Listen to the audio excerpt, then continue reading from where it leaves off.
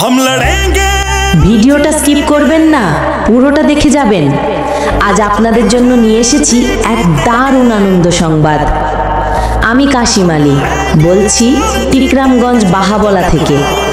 আজকে আপনাদের জানাতে এসেছি এক বিশেষ খেলার সংবাদ।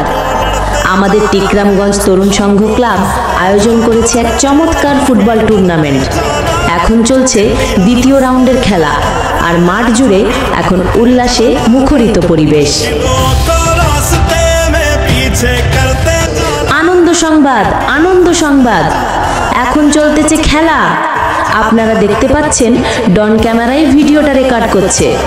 মাঠের ভিতর খেলোয়াড়দের দৌড়, দর্শকদের তালি আর চারপাশে উৎসবের আবহ।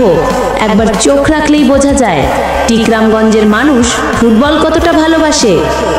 মাঠের পাশে হাট, বাজার, স্কুল, বাড়িঘর সব মিলিয়ে এক প্রাণবন্ত দৃশ্য। চারদিকে মানুষ, হাসি, আনন্দ আর খেলার রোমাঞ্চ। আপনারা ভিডিওতে সব কিছুই দেখতে পাচ্ছেন, মাঠ, প্লেয়ার, দর্শক আর টিকরামগঞ্জের প্রাণচাঞ্চল্য। যারা খেলাধুলাকে ভালোবাসেন এই ভিডিওটা লাইক, কমেন্ট আর শেয়ার করুন, আর ফলো করুন আমার YouTube, Facebook, Instagram ID @boys123k। আপনাদের ভালোবাসাই আমাদের অনুপ্রেরণা।